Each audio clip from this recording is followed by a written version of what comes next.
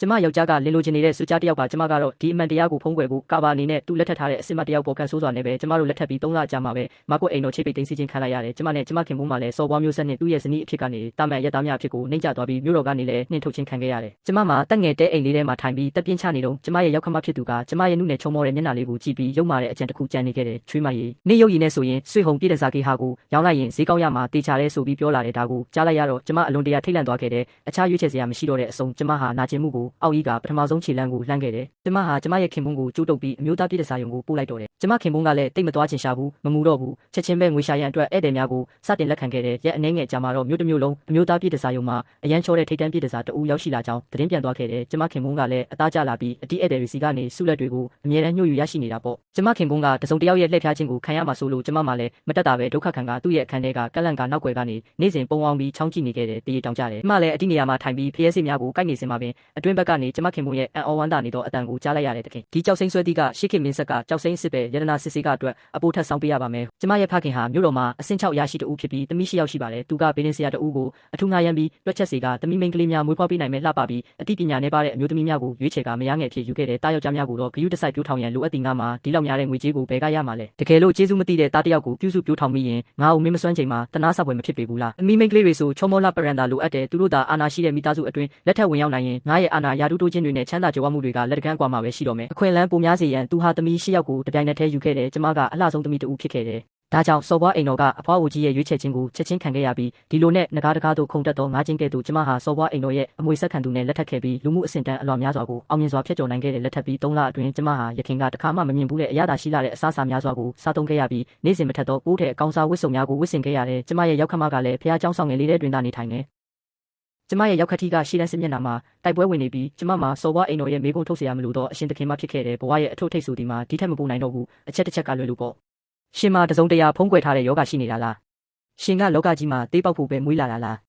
ချန်ချောင်းယုံမင်းကတကယ်ပဲအောက်တန်းစားနောက်ခံကလာတာပဲမင်းကလူတွေရဲ့မျက်နှာမူအရာကိုလုံးဝနားမလည်ဘူးအရာရာကိုအဆုံးထိလိုက်စုံစမ်းတတ်တဲ့မင်းရဲ့အကျင့်ကိုပြင်လို့မရဘူးလားဒီအမွေဆက်ခံသူကမင်းကိုမုန်းလို့ပဲတခြားအကြောင်းပြချက်မရှိဘူးကျမလိုလှပ်ပတဲ့အမျိုးသမီးတယောက်ကိုခင်မုန်းကိုယ်တိုင်ကမုန်းတီးနေရတယ်ဆိုတော့တရားမျှတမှုကဘယ်မှာလဲဟိုရထားလုံးကတာမန်လူတွေတုံးတဲ့ပုံစံမျိုးမဟုတ်ဘူးဒုက္ခမရောက်အောင်ရှောင်တာပိုကောင်းလိမ့်မယ်ဝေမင်းကျိုးရဲ့အတန်ဒီအတန်ကကျမရဲ့ခင်မုန်းအတန်ပဲဒီမြင်ကွင်းဟာကျမတစ်သက်လုံးမေ့နိုင်တော့မည်အရာဖြစ်ခဲ့တယ်ဒါဆိုဒါကတကယ်ပဲကျမခင်မုန်းဖြစ်နေတာပေါ့3 လကြာလက်ထပ်ခဲ့တဲ့ခင်မုန်းတွေကတကယ်တော့လင်းလိုချင်နေတဲ့ချော်တကောက်ကြီးဖြစ်နေတာလားဒါကဘယ်လိုလုပ်ဖြစ်နိုင်မှာလဲ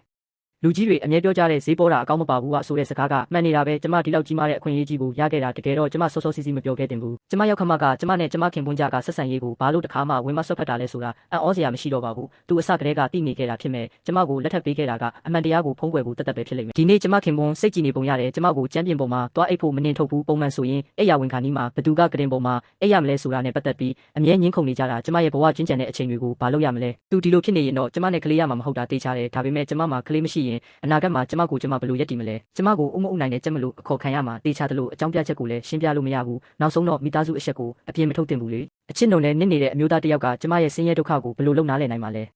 ဲကျမတညလုံးရုန်းကန်နေခဲ့တဲ့အရာရာကိုဖွင့်ပြောရမလားဆိုတာဝေခွဲမရဖြစ်နေခဲ့တယ်ဒါပေမဲ့နောက်ဆုံးမှာတော့အခွင့်အရေးမရလိုက်ပါဘူးဧကရစ်မင်းရဲ့အမိတ်အရာအိမ်တော်ကိုချိတ်ပိတ်သိမ်းစီစေစော်ဘွားအိမ်တော်ချိတ်ပိတ်ခံရတာကစော်ဘွားကြီးဟာရှေ့တန်းမှာရန်သူနဲ့ပူးပေါင်းတယ်လို့ပြောကြတယ်ဒါဆိုဘာလို့အိမ်တော်ကိုပဲတင်ပြီးသူတို့ကိုအဆုံးမစီရင်တာလဲဧကရစ်မင်းမြတ်ကအတိတ်ကကောင်းမှုကုသိုလ်တွေကိုထောက်ထားပြီးတယုနာတတ်တော်မူတဲ့အိမ်ရှိမင်းသားကတော့အတနာခံပေးခဲ့တယ်လို့ပြောကြတယ်အိမ်ရှိမင်းသားကသတင်းတွေကအတိုင်းတကယ်ပဲကျင်နာတတ်တာပဲနေချင်းညချင်းပဲကျမဟာမင်းဆိုးရစာမျိုးဆက်ရဲ့ဇနီးအဖြစ်ကနေတာမန်ရက်သားဖြစ်သွားခဲ့တယ်ကျမကိုကယ်တင်ပေးဖို့ဖခင်ဖြစ်သူစီတောင်သွားရှာလို့မရခဲ့ဘူးဘာလို့လဲဆိုတော့ကျမတို့မျိုးတော်ကနေနှင်ထုတ်ခံလိုက်ရလို့ပဲအိမ်အောင်ကြပြီးသားသမီးဆိုတာတုံးလိုက်တဲ့ရေလိုပါပဲဟုတ်ပါတယ်ကျမသွားရင်တောင်ကျမဖခင်ကကူညီချင်မှကူညီမှာပါကံကောင်းတာကကျမမှာတင်းစီမခံရသေးတဲ့လက်ဝဲရတနာအချို့ရှိနေသေးတယ်ကျမခင်မိုးနဲ့ရောက်ခမတို့ဟာကျင်းလင်ကိုလှေစီးပြီးသွားခဲ့ကြတယ်ဘာလို့လဲဆိုတော့ရောက်ခမရဲ့ဝမ်းကွက်ညီမတယောက်အဲ့ဒီမှာရှိနေပြီးသူ့စီမှာခိုလုံဖို့သွားကြတာပါဒါပေမဲ့ကျမရောက်ခမကစိန်ခံဘဝကိုပဲရင်ပါနေတော့သူကကျမတို့ကိုအတူတူခေါ်ပြီးစားတော့ပေမဲ့ဘာအလုံးမလုပ်ဘူးဝမ်းကွက်ညီမလေးငါအတွက်ဖះเจ้าဆောင်ငယ်လေးတစ်ခုစောက်ပေးပါအောင်ငါကအတိတ်ဘဝမှာအပြစ်တွေအများကြီးလုပ်ခဲ့မိပုံရတယ်ငါဖះမရှိခိုးရင်စိတ်မအေးဘူးဖြစ်နေလို့ဒီစကားတွေကိုဝမ်းကွက်ညီမရဲ့ခင်ပွန်းကကြားသွားခဲ့တယ်ထွက်သွားကြအဲ့ဒီညမှာပဲကျမတို့အပြင်ကိုကန်ထုတ်ခံလိုက်ရတယ်ကျမရဲ့နောက်ဆုံးနားကတ်တစုံကိုတုံးပြီးခြံဝင်းတစ်ခုကိုငှားခဲ့တယ်နည်းနည်းတော့ပျက်စီးနေပေမဲ့အနည်းဆုံးတော့မိုးမယိုဘူးအိမ်တော်ချိတ်ပိတ်ခံရတဲ့ကကျမခင်ပွန်းဟာနှုတ်ဆက်ပြီးစကားနဲ့သွားခဲ့တယ်ဘာစကားမှတိတ်မပြောတော့ဘူးသူ့ရဲ့ချစ်သူကိုလွမ်းနေတာလို့ကျမခံမှန်းမိတယ်ဒါပေမဲ့နောက်တစ်မျိုးစဉ်းစားကြည့်ရင်မြို့တော်ကနေနှိမ့်ထုတ်ခံရတာကလုံးဝတော့မဆိုးပါဘူးအခုကျမခင်ပွန်းဘေးမှာကျမဆိုတဲ့မိန်းမတစ်ယောက်ပဲရှိတော့တယ်သူ့မှာငွေလည်းမရှိတော့ဘူးအာဏာလည်းမရှိတော့ဘူးဒါဆိုသူတခြားစိတ်ကူးတွေရှိမလာတော့ဘူးမဟုတ်လား ကျမအစီအစဉ်ဆွဲပြီးသားပါနောက်ပိုင်းမှာကျမနဲ့ကျမခင်မူမှာတားတယောက်ရလာလိမ့်မယ်ကျမရဲ့သားကိုနန်းတွင်းစာမှုဝဲတွေဖြည့်ခိုင်းမယ်ထိတ်တန့်ပညာရှိဖြစ်အောင်လုပ်မယ်ပြီးရင်ကျမတို့ကိုဂုံတိတ်ခါရှိရှိနဲ့မြို့တော်ကိုပြန်ခေါ်သွားပြီးကောင်းမွန်တဲ့ဘဝကိုခံစားရစေမယ်နောက်ဆုံးတော့သားသမီးကိုပြုစုပြောထောင်တာကအိုမင်းတဲ့အခါအားကိုးဖို့လို့လူတိုင်းပြောကြတာပဲအဲ့ဒီညမှာကျမရဲ့အစီအစဉ်ကိုစတင်ဖို့ပြင်ဆင်ခဲ့ပေမဲ့သူကအပြင်းထန်ရုန်းကန်ခဲ့တယ်ထန်ချောင်းယွန်းမင်းမှာအရှက်မရှိဘူးလားရှင်ကကျမခင်ပွန်းလေကျမခင်ပွန်းရဲ့အဝတ်စားကိုကျမချွတ်ပေးတာပဲမှအရှက်မရှိလို့လေအပြန်လန်အားဖြင့်ရှင်ကကျမကိုအထိမခံဘူးအဲ့ဒါကမှအရှက်မရှိတာညပေါင်းများစွာဆက်တိုက်ပဲကျမခင်ပွန်းဟာရုန်းကန်ရကနေတဝက်တွန်းတဝက်ဖယ်ပြီးတော့လက်ခံတဲ့အဆင့်ထိရောက်လာခဲ့တယ်အခုဆိုရင်ကျမရေချိုးပြီးတာကိုမြင်တာနဲ့သူကိုယ်တိုင်သူ့ရဲ့အတွင်းအင်ကြီးကိုချွတ်ပြီးမျက်စိမိတ်ကကတင်ပေါ်မှာအတာတကြီးလဲနေတတ်ပြီးကျမရောက်ခမကလည်းကျမတို့ကိုဂယုမဆိုင်တော့ဘူးနေတိုင်းသူ့အခန်းထဲမှာအောင်ပြီးပတိစိတ်နေတဲ့အဖြစ်တွေအကြောင်းတွတ်ရေရွတ်နေခဲ့တယ်ကျမတို့၃ယောက်စလုံးကအပြင်ထွက်အလုပ်လုပ်ပြီးငွေရှာဖို့ဆန္ဒမရှိကြသဖြင့်အိမ်မှာရှိတဲ့ဆန်ဂျုံနဲ့စီတွေကအမြန်ပဲကုန်သွားခဲ့တယ်ကျမရဲ့လက်ဝတ်ရတနာအားလုံးကိုလည်းရောင်းချလိုက်ရပြီတကားဖွင့်စမ်းနင်တို့အိမ်သားခပေးဖို့ကြံသေးတယ်ကျမတို့အိမ်ရှင်ရဲ့နှိထုတ်ခြင်းကိုခံလိုက်ရတယ်ခက်ခဲနဲ့လေတံခံနိုင်တဲ့တက်ငယ်တဲ့အိမ်လေးတစ်လုံးကိုရှာတွေ့ခဲ့တယ်ဒါကတိတ်ခါမရှိဘူးငါအထဲမဝင်ဘူးကျမခင်ပွန်းကအဲ့ဒါကအလွန်စုပ်ပြက်လွန်းနေဆိုပြီးဘလို့မှအထဲမဝင်ခြင်းဘူးကျမရောက်ခမကလည်းမကြိုက်ဘူးဒါပေမဲ့လေတံကိုမခံနိုင်တာကြောင့်အထဲကိုဝင်သွားခဲ့တယ်ကျမတို့မစားရတာ2ရက်ခွဲရှိပြီးကျမကငယ်ရွယ်နှုတ်ပြိုနေတော့မယ်ပြီးတော့အာနာရှိတဲ့မိသားစုစီကိုလက်ထပ်ဝင်ရောက်နိုင်ခဲ့တဲ့ကံကောင်းမှုမျိုးလည်းရှိခဲ့ဘူးတယ်အခုတော့ကျမတကယ်ပဲဒီမှာငတ်တေပြီးတရားတော့မှာလားကျမဘဝကတကယ်ပဲအချိုးအကွေ့တွေများလွန်းပါတယ်ချွေးမရည်နေရုပ်ရည်နဲ့ဆိုရင်ဆွေဟုံပြည့်တစားကေဟာကိုရောင်းလိုက်ရင်ဈေးကောင်းရမှာတေးချတယ်အဲ့ဒီပြက်လုံးကဘလို့မှမရေရဘူးဒါပေမဲ့ကျမရောက်ခမကကျမကိုဂယုမဆိုင်ပဲကျမကိုအကဲခတ်နေတော့မဲ့သူကကျမကိုရောင်းဖို့စိတ်ထဲမှာအစီအစဉ်ဆွဲနေပြီဆိုတာကျမခံစားမိတယ်ဒီအဖွားကြီးစောက်ချင်းကြိုတိခဲ့ရင်ကျမသာလှေပေါ်မှာကလေးကသူ့ကိုမြစ်ထဲကန်ချပစ်ချခဲ့တဲ့နာမျက်ချောက်ပုံပေါ်မှာလဲနေတဲ့သူ့ကိုကြည့်ရင်အိပ်ပျော်နေတဲ့အချိန်မှာတော့သူ့ရဲ့ပတိကိုမြဲမြဲဆုပ်ထားတာကိုမြင်တော့ကျမဒေါသတွေထွက်လာခဲ့တယ်ကျမအပေါ်သူထားတဲ့မကောင်းတဲ့ရည်ရွယ်ချက်တွေကိုတွေးမိတော့သူ့ကိုလေပင်းညစ်တက်ချင်စိတ်တွေပေါက်လာတယ်ဒါပေမဲ့ကျမအဲ့ဒီလိုလုပ်ရင်ကျမခင်ပွန်းကကျမကိုပြန်ပြီးလေပင်းညစ်တက်မှာကိုကျမကြောက်မိတယ်နောက်ဆုံးတော့ကျမရောက်ခမရဲ့လက်ကိုအတင်းဖြန့်ပြီးသူ့ပတိကိုယူကလွှင့်ပစ်လိုက်တယ်တကယ်တော့ကျမအံ့ဩမိတယ်သူဒီလောက်အထိအယိုးဆွဲနေလိမ့်မယ်လို့ကျမမသိခဲ့ဘူးဒါကကောင်းပါတယ်ဒါကကျမအတွက်ပိုပြီးအဆင်ပြေစေတယ်ခြံချောင်းယွန်းမင်းပါယူသွမှုတွေလုပ်နေပြန်တာလေဒါကအပြင်ဘက်မှာလေသူ့ကောင်းထဲမှာဘာတွေရှိနေလဲဆိုတာကျမတကယ်မသိဘူးခြံချောင်းယွန်းမင်းတာငါ့ကိုမလွတ်ရင်ငါအနာဂတ်မှာမင်းကိုကလေးပေးမှာမဟုတ်ဘူးကျမတို့မှာအစားအစာနဲ့နေစရာတော့မရှိတာကိုသူကကလေးရဖို့အကြောင်းစဉ်းစားနေတော့မယ်သူကလေးဖြစ်လာမယ်သူဘယ်သူမှမဆိုကန်ဆိုးမှာပဲအမှန်တိုင်းပြောရရင်ကျမတို့ဒီလိုဖြစ်နေတာကိုတော်တော်ကြောက်တယ်ဒါပေမဲ့ကျမမှာရွေးချယ်စရာမရှိဘူးကျမအတင်းကျပ်လုပ်ခဲ့ရတာပါရှင်တစုံတယောက်ကိုမုန်းကျင်နေဆိုရင်ရှင်ရဲ့အမေကိုပဲမုန်းလိုက်ပါတော့ပြီးပြည့်စုံလိုက်တာတကယ်ပဲရှားပါတဲ့အလှအပပဲတကယ်ပဲရှားပါတဲ့အလှအပနှမျောစရာပဲသူကကျမတယောက်တည်းပိုင်ဆိုင်ရမှာမဟုတ်တော့ဘူးအမှန်တိုင်းပြောရရင်ကျမခင်ပွန်းကိုတော်တော်လေးသဘောကျခဲ့တယ်သူကနည်းနည်းမာနာကြည့်ပြီးစိတ်ကြီးပေမဲ့ကြည်ကောင်းတယ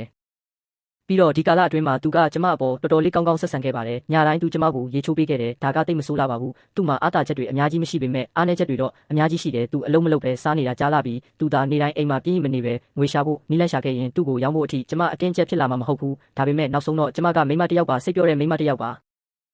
ါအချမ်းသာဆုံးမိသားစုကတခင်လေးရဲ့နာမည်ကစုချစ်ဟိန်းနဲ့သူကကြည်ကောင်းပြီးတော်တော်လေးငယ်သေးတယ်အသက်20ကျော်လောက်ပဲရှိအောင်မယ်ကျမတိတ်တဆိတ်တပြင်းချလိုက်တယ်အနည်းဆုံးတော့ကျမခင်မွန်းကိုအလွန်အကျွံဖြစ်စီလက်လို့မဖြစ်တော့ဘူးအဲ့ဒီညမှာကျမကကျမခင်မွန်းနဲ့စုချစ်ဟိန်းတို့ရှိနေတဲ့အခန်းရဲ့ဘေးကမ်းမှာနေခဲ့တယ်ကျမခင်မွန်းရဲ့အစာပိုင်းကရုန်းကန်တန်တွေသူ့ရဲ့ဆဲရည်တန်တွေကတဖြည်းဖြည်းအားနည်းလာပြီးနောက်ဆုံးမှလုံးဝတိတ်ဆိတ်သွားတာကိုကျမနားထောင်နေခဲ့တယ်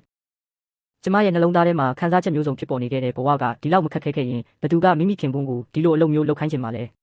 မိုးလင်းတော့ကျမခင်ပွန်းကိုရေဆေးပေးဖို့ရေနွေးတစ်စလုံးကိုတည်သွားခဲ့တယ်သူကကျမကိုကြောပေးထားတယ်ယောက်ျားကျမအိမ်တစ်တလုံးဝယ်ခိုင်းထားပြီးကျမတို့နောက်နောက်အိမ်ချင်မဲ့တာဒါမှမဟုတ်ငက်ပြက်တာမျိုးမဖြစ်တော့ဘူးရှင်ရဲ့စတေးမှုကအချီးနှီးမဖြစ်ပါဘူးခြံချောင်းယွန်းငါမင်းကိုမုန်းတယ်ငါကမင်းရဲ့ခင်ပွန်းလေမင်းငါ့ကိုဘယ်လိုလုပ်ဒီလိုဆက်ဆံရတာလဲငါ့ကိုအခုလိုမြင်နေရတာမင်းကျဉ်းနေပြီလားမင်းကငါ့ကိုရောင်းစားတဲ့ပတ်စံနဲ့တောင်အိမ်ဝယ်လိုက်သေးတယ်မင်းမှာတကယ်ပဲနှလုံးသားမရှိဘူးတောင်းပန်ပါတယ်ကျမကအတုံးမကြလို့ပါအိမ်အစ်စ်ကိုပြန်ရောက်တဲ့အထိကျမခင်ပွန်းကကျမကိုစကားမပြောတော့ဘူးသူ့ရဲ့လမ်းလျှောက်ပုံကနည်းနည်းတော့ထူးဆန်းနေတယ်ကျမရဲချင်ပေမဲ့မရဲဘူးသူကျမကိုလဲပင်းညစ်မှာကြောက်လို့ငါရဲ့ပတိတွေလည်းပျောက်ကုန်ပြီအပြစ်တွေပဲတကယ်ကိုအပြစ်တွေပဲဘလောက်တောင်ကျေးဇူးကမ်းတဲ့ကောင်မလဲအနှစ်မှာပတ်စံရှိရတာနဲ့ထုတ်မပေးပဲငါနဲ့ငါသားကိုအလကားနေရင်ဒုက္ခပေးတယ်အဲ့ဒီတုန်းကနင်ကယဉ်ကျေးပြီးအကျိုးအကြောင်းသိတတ်တဲ့သူလို့ငါထင်ခဲ့မိတာကျမဘာမှမပြောခဲ့ဘူးနောက်ဆုံးတော့ဒီပတ်စံတွေကသူ့သားရဲ့ကိုခန္ဓာကိုရောင်းစားပြီးရလာတဲ့ပတ်စံလို့ကျမပြောလို့မရဘူးလေပြောလိုက်ရင်သူဒေါသထွက်ပြီးတေသွားမှတေချတယ်ကျမကမိဘကိုယိုတေတတ်တဲ့အမျိုးသမီးတစ်ယောက်ပါအဲ့ဒီလိုမျိုးကျမမလုပ်ပါဘူးကျမခင်ပွန်းကအခန်းထဲမှာတစ်နေ့လုံးလဲနေခဲ့တယ်ကျမသူ့အတွက်အထူးအာဟာရဖြစ်စေမဲ့စွပ်ပြုတ်တစ်ခွက်လုပ်ပေးခဲ့တယ်ယောက်ျားရှင်ဒီလိုမျိုးမစားမတောက်ဖဲနေရင်ညဘက်မှာဘယ်လိုလုပ်ခံနိုင်မှာလဲမိသားစုကိုထောက်ပံ့ဖို့ငွေရှာနေတာတော့ရှင်ရဲ့ကျမရေးကိုတော့မထိခိုက်စေရဘူးလေရှင်သွားဦးမှာလားရှင်မရက်သေးဘူးလားရှင်ယူနေတာလားကျမတို့စာချုပ်ချုပ်ထားပြီးဒါကရေရှည်စီးပွားရေးပ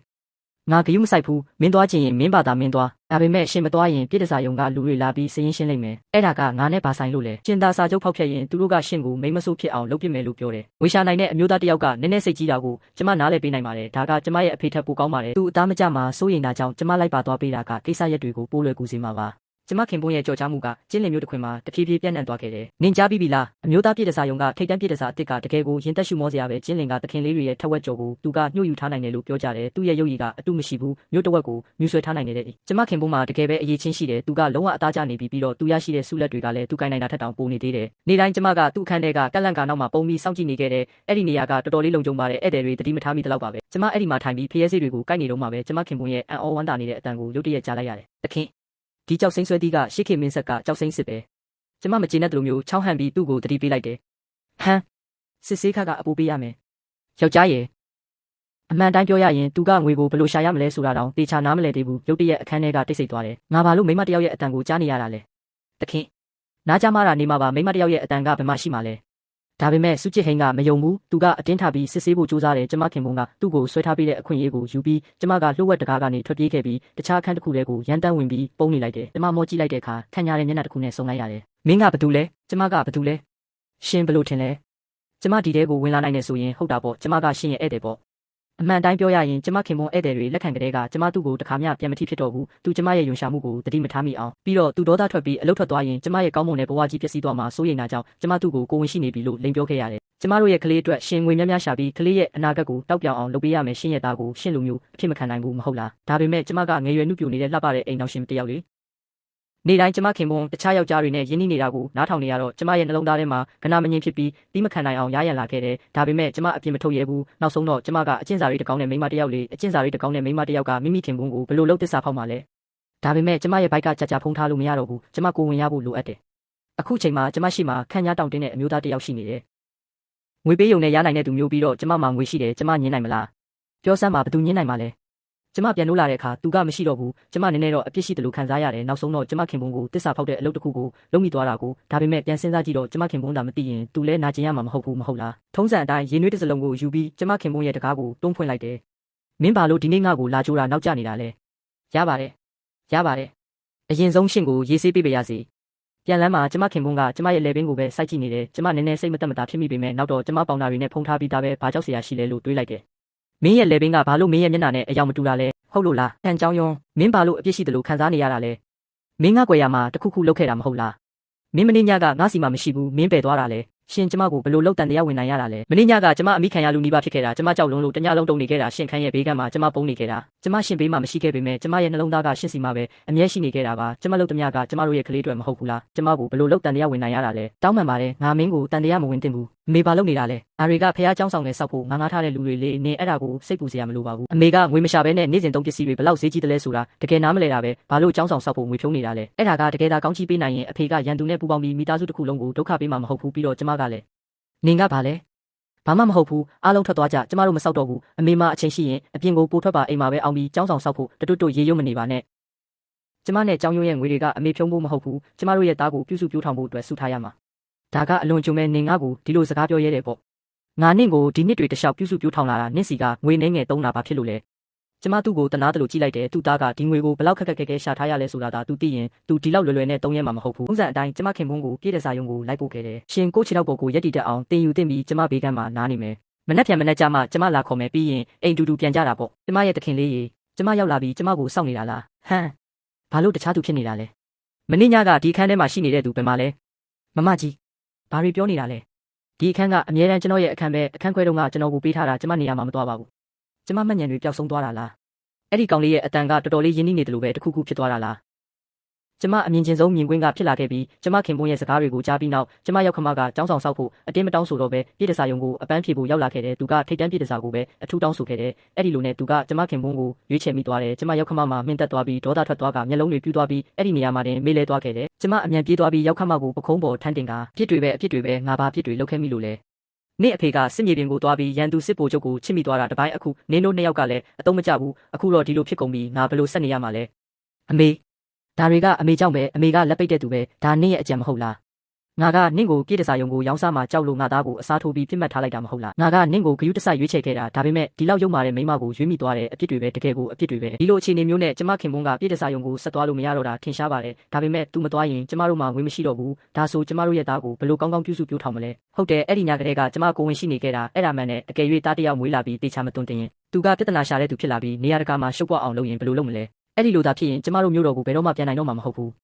နောက်ပိုင်းရက်တွေမှာကျမခင်မွန်ပြည်တစာယုံကိုမသွားတော့ဘူးစာချုပ်တက်တက်မကုန်သေးတာကြောင့်ကျမတို့ရော်ချင်းငွေအမြောက်အများပေးခဲ့ရတယ်ကျမတို့အင်ကြီးကိုတောင်ရောင်းလိုက်ရပြီးကျမတို့ရဲ့ရော်နေလာတဲ့စုဆောင်းငွေတွေနဲ့ပဲပြန်ပြီးနေထိုင်ခဲ့ရတယ်သူ့ရဲ့ရုပ်ရည်ကလွဲလို့ကျမခင်မွန်မှာတခြားအရေးချင်းမရှိဘူးသူကရတနာစစ်ဆေးတာကိုပဲအနှဲငယ်နားလေတယ်ဒါပေမဲ့သူဆိုင်ကန်းဖွင့်တာတော့လောလောက်ရှိတဲ့အထိဘယ်သူမှသူ့စီကိုမလာကြဘူးကျမတို့မှာကြံတဲ့ငွေနှဲငယ်ကလည်းအမြန်ပဲကုန်ခါနီးနေပြီးဒါပေမဲ့ကျမဘိုက်ကတော့တစ်နေ့ထက်တစ်နေ့ပိုကြီးလာခဲ့တယ်ကျမနဲ့ကျမခင်မွန်မှာစိုးရိမ်လွန်းလို့ညဘက်တောင်အိတ်မပြောကြဘူးညဘက်အိတ်မပြောတဲ့အခါကျမဒါပြီးအလားကုန်ပစ္စည်းတွေကိုစမ်းသက်လောက်ကင်ကြည့်တယ်ရုတ်တရက်စိတ်ကူးတစ်ခုရလာခဲ့တယ်ကျမနှုတ်ခမ်းနီရောင်းကြည့်ရင်ကောင်းမလားလို့ကျမမေကနှုတ်ခမ်းနီလုံနည်းကိုတည်တယ်သူကျမကိုအရင်ကတင်ပေးခဲ့ဘူးတယ်ကျမခင်မွန်းကိုဒီစိတ်ကူးကိုပြောပြတော့သူလည်းကျမကိုထောက်ခံတယ်ကျမနှုတ်ခမ်းနီလုပ်ဖို့ရက်အနည်းငယ်အချိန်ပေးခဲ့ပြီးအပြင်ထွက်ရောင်းခဲ့တယ်သူကလိုအပ်တဲ့ပစ္စည်းတွေဝယ်ပေးဖို့ကူညီပေးခဲ့တယ်အစပိုင်းမှာတော့ဘယ်သူမှစိတ်မဝင်စားကြဘူးဒါကြောင့်ကျမပတ်စံနေငယ်တုံးပြီးတရုတ်ဆောင်တယောက်ငှားခဲ့တယ်အိုးဖះကြီးဒါကကျမဘဝမှာသုံးဘူးတမျှအချုံးမွေဆုံနဲ့အလိုက်ဖက်ဆုံးနှုတ်ခမ်းနီပဲကျမတော်တော်လေးရှက်သွားခဲ့တယ်အမတို့ဒီနှုတ်ခမ်းနီကိုလာကြည့်ကြပါဦးဒါလေးကိုဆိုးလိုက်တာနဲ့အမတို့ရဲ့မျက်နှာကအခွန်နွားထားတဲ့ကြက်ဥလိုမျိုးချုံးမွေးနူနဲ့သွားမှာပါမမျော်လင့်ပဲသူ့စကားကိုကြားပြီးတော်တော်များများကကျမစီမှာလာဝယ်ကြတယ်သူတို့အားလုံးကရက်လက်ကောင်းတယ်လို့ထင်ကြတယ်အဲ့ဒီလိုနဲ့ကျမရဲ့ဆိုင်ကန်းလေးကတဖြည်းဖြည်းအောင်မြင်လာခဲ့တယ်ဟုတ်နေမရိုးသားဘူးဆိုတာငါသိနေတယ်မနေ့ကနေယောက်ျားတစ်ယောက်နဲ့ရင်းနှီးနေတာကိုငါမြင်လိုက်တယ်နင်းငါသားကိုတကယ်ပဲအလေးမထားတာပဲကျမရှင်းပြချင်တာကအဲ့ဒီလူကသူ့ဇနီးအတွက်နှုတ်ခမ်းနီလာဝယ်တာဖြစ်ပြီးကျမကိုတစ်ခုလောက်အကြံပေးခိုင်းလို့ပါအခုကစပြီးနေအိမ်မှာပဲနေပြီးကိုဝင်ကိုတေချာဂယုဆိုင်မင်ချိုးကိုလည်းကောင်းကောင်းဂယုဆိုင်နှက်ခမ်းနီရောင်းတာကိုငါ့ကိုပဲလွှဲထားလိုက်နောက်ဆုံးတော့နေလိုမျိုးမရိုးသားတဲ့မိန်းမကတနေ့နေ့တယောက်ယောက်နောက်ကိုပါသွားမှာကိုကျမသူ့ကိုမငင်းတော့ပါဘူးကျမကတော့အိမ်မှာပဲနေပြီးအနားယူရတာကိုပြောပါတယ်ကျမခင်ပွန်းကဟင်းချက်တာကိုဝါသနာပါလာခဲ့တယ်အခုသူကကျင်နာတတ်တဲ့ဖခင်တယောက်ရဲ့အငွေးသက်တွေရှိနေပြီးကျမကိုဝင်ကြောင့်အစားမဝင်တဲ့အခါသူကကျမကိုခွင့်ကျွေးတတ်တယ်ကျမရောက်ခမနှက်ခမ်းနီရောင်းပြီးပြန်လာတိုင်းကျမခင်ပွန်းကကျမကိုချော့ပြီးကျွေးနေတာကိုမြင်ရတတ်တယ်ကျမတို့နှစ်ယောက်တတွဲတည်းဖြစ်နေတာကသူ့ကိုစိတ်တူစေတယ်ဒီလင်နဲ့မနက်ခင်းတစ်ခုမှကျမရောက်ခမနှက်ခမ်းနီရောင်းဖို့ထွက်သွားပြီးနောက်ဘယ်တော့မှပြန်မလာတော့ဘူးလိုက်စုံစမ်းကြည့်တော့သူကကျင်းလင်ကိုစီးပွားရေးကိစ္စနဲ့လာတဲ့ကုန်တဲ့တယောက်ကိုသဘောကျသွားပြီးသူ့နောက်ကိုရှုပ်ပြင်းတဲ့အထိတန်းလိုက်သွားတာတဲ့ကျမလည်းကြားမိပါတယ်သူကကျမကိုတယောက်ယောက်နောက်ကိုပါသွားမှကြောက်တယ်လို့ပြောခဲ့တာအခုတော့ကြည့်ဦးလေသူကိုယ်တိုင်ဘာမှမပြောဘဲထွက်ပြေးသွားတာကျမကိုဝင်ရှစ်လကျော်နေပြီးကျမဘိုက်ကအလွန်ကြီးနေပြီးနှက်ခမ်းနီလည်းမလုံနိုင်တော့ဘူးရောက်ခမှလည်းမရှိတော့အိမ်အောင်စုရဲ့ဝင်တော့ဝင်ဖို့ကကျမခင်မွန်းပေါ်ကိုအလုံးစုံကြားရောက်လာခဲ့တယ်ကလေးကလည်းမွေးတော့မယ်ဒါပေမဲ့ကျမတို့မှဘာမှဝယ်နိုင်စရာမရှိအောင်ဆင်းရဲနေခဲ့တယ်ဝေမင်ကျိုးငါမင်းကိုနောက်ဆုံးအကြိမ်မေးမယ်မင်းကနောက်ကိုလိုက်ပါလားအဖြေမပေးခင်တေချာစဉ်းစားတော့မကောင်းတဲ့နည်းနဲ့အကြက်ကင်တာမျိုးမဖြစ်စေနဲ့ဘလို့မိမမျိုးကမိမိခင်ပွန်းကိုဒီလိုမျိုးအနိုင်ကျင့်ခံနေရတာကိုကြည့်ပြီးဒေါသမထွက်ပဲနေနိုင်ပါလဲဒါပေမဲ့ကျမဘာမှမလုပ်နိုင်ခဲ့ဘူးခင်ပွန်းစိတ်မမြတ်ပါနဲ့ကျမတို့ရဲ့သားကိုစဉ်းစားပါကောင်းပြီငါသဘောတူတယ်ဒါပေမဲ့ငါမှကန့်သက်ချက်တစ်ခုရှိတယ်မိမကလေးမွေးပြီးမှသာငါမင်းရဲ့အိမ်တော်ကိုလာမယ်အဲ့ဒီအချိန်ကျရင်ငါ့ကိုလာခေါ်ဖို့လူလွတ်လိုက်ပါတလားအကြာမှာကျမသမီးလေးတယောက်မွေးခဲ့တယ်ဒါပေမဲ့ကျမခင်ပွန်းကအရန်စိတ်မကောင်းဖြစ်နေတယ်ဘာလို့လဲဆိုတော့ဒီမင်းဆက်မှာအမျိုးသမီးတွေကိုနန်းတွင်းစာမေးပွဲဖြေခွင့်ဒါမှမဟုတ်အရာရှိဖြစ်ခွင့်မပေးလို့ပဲဒီလိုနဲ့ကျမတို့ရဲ့သားကိုအောင်မြင်အောင်ပြုစုပြောထောင်မဲ့အိမ်မက်ကပျက်စီးသွားခဲ့တယ်ကျမခင်ပွန်းကသမီးလေးကိုတော့မမွေးချင်တော့ဘူးသားတယောက်ကငါတို့ရဲ့နောက်ပိုင်းဘဝအတွက်မျှော်လင့်ချက်ပဲသားမရှိရင်ငါတို့မှာဘာအတွက်စူးစမ်းစရာကြံတော့မှာလဲဒါကဘာအဓိပ္ပာယ်မရှိတဲ့စကားလဲကျမတော်တော်လေးမကြည်မနှက်ဖြစ်မိပေမဲ့ကျမကလေးမွေးခါစားပဲရှိသေးတော့သူ့ကိုမငြင်းရဲသေးဘူးသူကျမနဲ့ကလေးကိုတကယ်ကြီးဆုံးပြစ်သွားမှာကိုကြောက်မိတယ်ဒါကြောင့်ကျမစိတ်ကူးတစ်ခုရလာခဲ့တယ်ခင်ပွန်းကျမတို့သမီးလေးကိုသားတယောက်လိုမျိုးဘာလို့မမွေးမြူလာလဲကျမခင်ပွန်းကခဏလောက်စဉ်းစားပြီးဒါကဖြစ်နိုင်တယ်လို့ထင်ပုံရတယ်သူ့ကိုစီနန်လို့ခေါ်ရအောင်အမျိုးသားမဟုတ်ပေမဲ့အမျိုးသားတွေကိုကြော်လွန်တဲ့သူလို့အတိတ်ပဲရတယ်ကျမခင်ပွန်းကိုစုအိမ်တော်ကိုခေါ်သွားခဲ့ပြီးစုချင်းရဲ့အိယာဖော်ဖြစ်လာခဲ့တယ်သူသွားတာငါနှစ်ကြာသွားခဲ့တယ်ဒီ9နှစ်အတွင်းမှာကျမခင်ပွန်းရဲ့မျက်လုံးအောက်ကကွင်းတွေကပိုပိုပြီးမျိုးလာခဲ့ပြီးသူ့ရဲ့အမျိုးသားအငွေသက်တွေကလည်းနဲတစ်ထက်နဲလာခဲ့တယ်သူလည်းစီနန်ကိုအားကိုးပြီးမျိုးတော်ကိုပြန်ဖို့ပြင်းပြင်းပြပြမျှော်လင့်နေတယ်ဆိုတာကျမသိတယ်ကျမလည်းထို့အတူပါပဲကျမစီစဉ်ပြီးသားပါမျိုးတော်ကိုပြန်ရောက်တာနဲ့ကျမတို့ကွာရှင်းကြမယ်ဒီ9နှစ်အတွင်းမှာကျမဘယ်မျိုးသားနဲ့မှမပတ်သက်ခဲ့ဘူးဒါပေမဲ့ကျမခင်ပွန်းကိုရောင်းစားလို့ရတဲ့ငွေတွေကိုယူပြီးကျမကိုယ်တိုင်အမျိုးသားပြည်တစားယုံကိုတွားဖို့စဉ်းစားမိတဲ့အခါကျမတကယ်မလုပ်နိုင်ခဲ့ပါဘူးနောက်ဆုံးတော့ကျမကကျင်းနာတတ်တဲ့အမျိုးသမီးတစ်ယောက်ပဲလေဒါပေမဲ့စီနန်ကကြီးပြင်းလာပြီးထိပ်တန်းပညာရှိဖြစ်ဖို့10နှစ်ကျော်လိုသေးတယ်ဒီလောက်ကြာအောင်တယောက်တည်းနေရမယ်လို့တွေးမိတော့ကျမစိတ်ပြတ်မိတယ်ကျမရဲ့နှလုံးသားထဲကခဏမငြိမ်တဲ့ခံစားချက်ကပိုပြီးပြင်းထန်လာခဲ့တယ်ကျမစိတ်မထိန်နိုင်တော့ပဲငွေတွေကိုယူပြီးပြည်တစားယုံကိုတွားတော့မယ့်အချိန်မှာပဲယောက်ျားရှင်မထွက်ခွာခင်10ရက်လိုသေးတယ်မဟုတ်လားဒါကညှဉ်းနှက်နေပြီးစီနန်ကလည်းအိပ်ပျော်နေပြီးရှင်ပါလို့အဲ့ဒီလိုဝစ်စင်ပြီးအပြင်ထွက်มาလဲခြံကြောင်းယွန်းမင်းငါကွယ်ရမှာတခြားယောက်ျားတစ်ယောက်ကိုတွားရှာလာလားကျမကစီနန်အိတ်နေလုံးအဝတ်စားတစ်တွေကိုစမ်းဝတ်ကြည့်နေတာပါနေတိုင်းသူ့ကိုဂယုစိုက်ရတာကျမအတွက်ဘယ်လောက်ခက်ခဲတယ်လဲဆိုတာရှင်မသိပါဘူးကျမသူ့ရဲ့စာတင်ကြမှုကိုဆရာနဲ့အတူစောင့်ကြည့်ပေးနေရတယ်ဒါတွေအားလုံးကကျမတို့ရဲ့အနာဂတ်အတွက်လေရှင်ကကျမကိုတကယ်ပဲတစ္ဆာဖောက်တယ်လို့တန်တရားဝင်နေတာလားရှင်မနှလုံးသားမရှိဘူးငါအဲ့ဒီလိုရည်ရွယ်တာမဟုတ်ပါဘူးဒါနဲ့ရှင်ဘာလို့ရုတ်တရက်ပြန်လာတာလဲစူးချင်းကငါ့ကိုညှင်းငွေသွားပြီတဲ့ဘာသူ့ဘေးမှာအခုအစ်စ်တယောက်ရှိနေပြီသူငါ့ကိုမလိုတော့ဘူးလေကြောင်းယွန်းငါအိုသွားပြီလား နှစ်အနေငယ်ကြာပြီးနောက်သူ့ရဲ့မျက်ခုံးကြားမှာရင့်ကျက်တဲ့အမျိုးသားတစ်ယောက်ရဲ့ထက်မြက်မှုနဲ့အတူဆွဲဆောင်မှုတစ်မျိုးရှိနေခဲ့တယ်ထူးဆန်းတာကဒီအရေးသွေးနှစ်ခုကသူ့အပေါ်မှာကောင်းကောင်းလိုက်ဖက်နေခဲ့တယ်ကျမခင်မွန်းအလုပ်ပြုတ်ပြန်ပြီးကျမကသူ့ထက်တောင်ပိုပြီးစိုးရိမ်နေမိတယ်နောက်ဆုံးတော့ကျမတို့ရဲ့နေ့စဉ်အသုံးစရိတ်ကမနှဲဘူးလေမူလကတော့သူ့ကိုပြစ်ဒစာယုံကိုပြန်သွားခိုင်းချင်တာနောက်ဆုံးတော့ရောက်ခတ်မှလည်းမရှိတော့ဘယ်သူမှကျမတို့ကိုတားမှမဟုတ်ဘူးကြွယ်အားနောက်ဆုံးတော့ငါမင်းကိုရှာတွေ့ပြီကျွန်တော်မျိုးကတာမန်ရက်သားတဦးများတာပါအရှင်မင်းကြီးနဲ့ပတ်သက်ဖို့မဝင်ရဲပါဘူးဘာတွေပြောနေတာလဲအဲ့ဒီတုန်းကမင်းကိုမျိုးတော်ကနေငါနေထုတ်ခဲ့တာငါမှအခက်ခဲတွေရှိလို့ပါမင်းကိုပြန်ခေါ်မယ်လို့ငါမပြောခဲ့ဘူးလားဒါရင်မကသေးဘူးမင်းကိုစောက်ရှောက်ဖို့လူတွေတောင်ငါလွတ်လိုက်သေးတယ်ဒါပေမဲ့မင်းရဲ့စိတ်ကတော်တော်ကြီးတာပဲငါလွတ်လိုက်တဲ့လူတွေကိုတော့မင်းကခါထုတ်ပစ်ခဲ့တဲ့ကြွယ်အားအခုငါထိနှက်တက်ပြီဆိုတော့မင်းကိုပွန့်ပွန့်လင်းလင်းဂုံတိတ်ခါရှိရှိနဲ့ပြန်ခေါ်နိုင်ပြီဒီနှစ်တွေမှာမင်းဒုက္ခရောက်ခဲ့ရပြီကျမလုံးဝမှင်သက်သွားခဲ့တယ်ကျမခင်မွန်းကမြို့တော်ကသူ့ချစ်သူကိုမေ့လို့မရဘူးဆိုတာကျမအမြဲသိခဲ့ပေမဲ့အခြားတစ်ဖက်ကလူကအခုလက်ရှိဧကရမင်းမြတ်ရခင်ကအိမ်ရှိမင်းသားဖြစ်နေလိမ့်မယ်လို့ကျမတခါမှမတွေးမိခဲ့ဘူးဒီနှစ်တွေတခြားပြန်စဉ်းစားကြည့်ရင်ကျမကကျမခင်မွန်းကိုပြည့်တစားယုံမှာကိုရောင်းစားခိုင်းခဲ့တာတွေမကဘူးတခြားတယောက်ရဲ့အိယာဖို့ဖြစ်ဖို့တော့ကျမကတိုက်တွန်းခဲ့တာရုတ်တရက်ကျမရဲ့လေဘင်းကအေးစိမ်သွားတယ်လို့ခံစားလိုက်ရတယ်မတန်ချမ်းမင်းရဲ့အပြစ်ကိုမင်းသိသလားအရှင်မင်းကြီးသူကကျွန်တော်ကလေးရဲ့အမေပါသူ့ကိုအပြစ်မပေးဖို့ကျွန်တော်တောင်းပန်ပါဟာမင်းမကလေးရှိတယ်ဟုတ်လားကိစ္စမရှိပါဘူးမင်းရဲ့ကလေးကငါရဲ့ကလေးပဲအခုကစပြီးငါသူ့ကိုငါရဲ့သားအရင်လိုမျိုးဆက်ဆံမယ်နောက်တနေ့မှာကျမနဲ့ကျမခင်ပွန်းကိုမြို့တော်ကိုပြန်ခေါ်သွားခဲ့တဲ့ဧကရမင်းမြတ်ကမိဖုရားခေါင်တင်မြောက်မယ်လို့လူသိရှင်ကြားကြေညာခဲ့တယ်ဒါပေမဲ့ဒီမင်းဆက်ရဲ့ဒလိထုံးတန်းတွေကဧကရနဲ့မိဖုရားနှစ်ယောက်စလုံးအမျိုးသားဖြစ်နေတာကိုလက်ခံနိုင်လောက်အောင်မပွင့်လင်းသေးဘူးဒါကြောင့်ဧကရကကျမကိုမိဖုရားခေါင်ပွဲနဲ့အပ်ခဲ့ပြီးကျမဟာသူ့အိမ်ရှိမင်းသားဘဝတုန်းကမျက်နှာသာပေးခဲ့တဲ့အမျိုးသမီးဖြစ်ပြီးသူ့အတွက်ကလေးမွေးပေးခဲ့တယ်လို့ကြေညာခဲ့တယ်အပြင်လောကကိုတော့ကျမခင်ပွန်းကိုသူ့ရဲ့ကိုရံတော်မိန်းမဆိုးဖြစ်ကြေညာခဲ့တယ်အပြင်လူတွေအတွက်တော့ဧကရကကျမအပေါ်အလွန်တစ္ဆာရှိပြီးနန်းတွင်းမှာကျမတယောက်တည်းကိုပဲမိန်းမဖြစ်ထားရှိတယ်လို့ထင်ရတယ်အမှန်တကယ်တော့သူကကျမခင်ပွန်းအပေါ်မှာတစ္ဆာရှိနေတာပါသူတို့နှစ်ယောက်ကနေတိုင်းပျော်ပါနေကြပြီးကျမကတော့ကျမရဲ့ကလေးကိုပြုစုပြောထောင်တာကိုပဲအာရုံစိုက်နေခဲ့တယ်စီနံကိုအိမ်ရှိမင်းသားအဖြစ်ခန့်အပ်စေဧကရကစီနံကိုယောက်ျားလေးလိုအမြဲယုံကြည်နေခဲ့ပြီးအိမ်ရှိမင်းသားအဖြစ်တောင်တင်မြောက်ခဲ့တယ်စီနံကိုသူဘလောက်အရေးပေးတယ်လဲဆိုတာပြဖို့အတွက်ဧကရကသူ့ကိုတင် जा ပေးဖို့နန်းတွင်းဆရာတဦးကိုတောင်အထူးဖိတ်ကြားခဲ့တယ်နန်းတွင်းဆရာကတော်တော်လေးငယ်သေးတယ်မြို့တော်မှာအခန့်ညားဆုံးအမျိုးသားပဲလို့ကျမကြားမိတယ်သူကအသက်30နီးပါးရှိနေပြီဖြစ်ပေမဲ့အခုထိအိမ်တော်မပြုတ်သေးဘူးသူဘသူ့ကိုစောင့်နေတာလဲလို့ကျမသိချင်မိတယ်မြို့တော်မှာအခန့်ညားဆုံးအမျိုးသားလားသူကဘလို့လူလဲဆိုတာကျမမြင်ကြည့်ချင်သေးတယ်ကျမမယုံဘူးနန်းတွင်းဆရာရောက်ရှိလာပါပြီကျွန်တော်မျိုးအရှင်မင်းကြီးနဲ့မိဖုရားခေါင်ကြီးကိုဂါရဝပြုပါတယ်ရှင်ကဟိုလူမဟုတ်လားဟုတ်ပါတယ်မိဖုရားခေါင်ကြီးကကျွန်တော်ကိုအခုထိမှတ်မိနေတာကရှာရှာပပပါပဲဒီနေ့အိမ်ရှိမင်းသားနဲ့တွေ့တော့ဒါကပထမဆုံးအကြိမ်တွေ့ဆုံခြင်းဖြစ်ပေမဲ့တော်တော်လေးရင်းနှီးတဲ့ခံစားချက်မျိုးကျွန်တော်ခံစားမိတယ်ရှင်ဘာပြောဖို့ကြိုးစားနေတာလဲအဲ့ဒီနှစ်ကကျွန်တော်ချင်းလင်ကိုရုံးကိစ္စနဲ့သွားတော့ကအမျိုးသားပြည်တစားယုံတဲ့ကိုမှားပြီးဝင်မိသွားခဲ့တယ်မမျော်လင့်ပဲမင်းကငါရဲ့အပြိုစင်ဘဝကိုဖျက်ဆီးလိုက်တယ်လအနေငယ်ကြာမှာကျွန်တော်ပြန်လာတော့မင်းကိုဝင်ရှိနေပြီလို့ကြားခဲ့တယ်ဒီနေ့မင်းကိုမြင်လိုက်ရတော့မှဒါကငါကလေးမန်းကတိလိုက်ရတယ်ထန်ချောင်းယွန်းမင်းကတကယ်ပဲရဲတင်တာပဲငါကလေးကိုတခြားယောက်ျားတစ်ယောက်ကိုအဖေလို့ခေါ်ခိုင်းရတယ်ပေါ့ကျမအစပိုင်းကထိတ်လန့်မှုကိုပြန်ထိန်းလိုက်နိုင်ပြီးကျမရဲ့လက်ရှိအဆင့်တန်းကိုတွေးကြည့်ရင်အဲ့ဒီလိုဖြစ်နေရင်ကောဘာဖြစ်လဲကျမသူ့ကိုတခြားတစ်ယောက်ကိုအဖေလို့ခေါ်ခိုင်းလိုက်လို့သူကအိမ်ရှိမင်းသားဖြစ်လာတာလေအနာဂတ်မှာသူကဧကရဖြစ်လာမှာကျမသာသူ့ကိုရှင်ကိုအဖေလို့ခေါ်ခိုင်းခဲ့ရင်ရှင်ကဒါတွေအလုံးကိုသူ့ကိုပေးနိုင်မှာလားနန်းတွင်တေခင်ခံပွဲမှာနေစားပယ်စားမင်းကြီးမင်းသားတွေမြို့တော်ကိုအစီရင်ခံဖို့ရောက်လာကြတဲ့အခါမိဖုရားကောင်တယောက်အနေနဲ့ကျမတက်ရောက်ရတာထုံးစံပါပဲဒါပေမဲ့ကျမမမျှော်လင့်ထားတာကနတ်ဖိမင်းသားရဲ့ဘေးမှာကျမရဲ့ရောက်ခမရက်နေတာကိုမြင်လိုက်ရတာပဲကျမရောက်ခမကခြေသားမှုတွေအပြည့်နဲ့သူ့လက်ထဲကပတိတွေကအရှိပင်လေကပလဲတွေနဲ့လှုပ်ထားတာအကယ်၍ရှင်ကသူ့နဲ့နီးနီးကပ်ကပ်မရှိခဲ့ရင်သူ့ကိုမှတ်မိဖို့တော်တော်ခက်ပါလိမ့်မယ်ရှင်မင်းကြီးမိဖုရားကောင်ကြီးဒါကကျွန်တော်ရဲ့ကျင်ရတော့ပါကျမလုံးဝမှင်သက်သွားခဲ့တဲ့နန်ဖိမင်းသားကအသက်40ဝန်းကျင်လောက်ရှိနေပေမဲ့ကျမရောက်ခမကသူ့ထက်အသက်အရွယ်ရ20လောက်ပိုကြီးနေတဲ့ထိတ်လန့်တာထက်ကျမချီးကျူးမိတဲ့အံ့ဩစရာပဲတကယ်ကိုအထင်ကြီးစရာပဲညီမလေးအဲ့ခံပွဲပြီးဆုံးသွားတဲ့အခါဧကရနဲ့ကျမခင်ပွန်းမဟုတ်ဘူးအခုတော့သူ့ကိုမိမဆိုးချုပ်လို့ခေါ်ရမှာပေါ့သူတို့နှစ်ယောက်အတူတူအိတ်ဆောင်ကိုပြန်သွားကြတယ်ကျမလည်းကျမရဲ့အဆောင်ကိုပြန်ခဲ့တယ်ရှင်အခုဘာလုပ်ဖို့စူးစမ်းနေတာလဲမင်းမကြခင်သိရပါလိမ့်မယ်စိတ်ထဲမှာခဏလောက်ရုန်းကန်ပြီးနောက်ရှောက်ကျင်ဟန်ကကျမကိုသူဘယ်တော့မှမေးလို့မရခဲ့ကြောင်းဝန်ခံခဲ့တယ်ဒါကြောင့်သူကကျမရဲ့အမျိုးသားချစ်သူဖြစ်ဖို့ဆန္ဒရှိခဲ့တယ်ဧကရကတော့ဒါကိုမမြင်ချင်အောင်ဆောင်ပေးထားပါတယ်နောက်ဆုံးတော့ကျမကကျမခင်ပွန်းကိုသူ့စီပေးထားပြီးသားပဲလေကျမကသူ့ရဲ့အရာရှိတစ်ယောက်နဲ့ဘာညာစမာကလာတာဘာဖြစ်လို့လဲညကရှိလျားပါတယ်ကျမကတော့ကျမမေတော်ကြီးဖြစ်လာမယ့်နေ့ရက်တွေကိုမျှော်လင့်နေမိပါတော့တယ်တိုင်းလောကထပ်ပူပြီးရှက်သွားပြီကွာငါလို့မောလိုက်တာပြောရ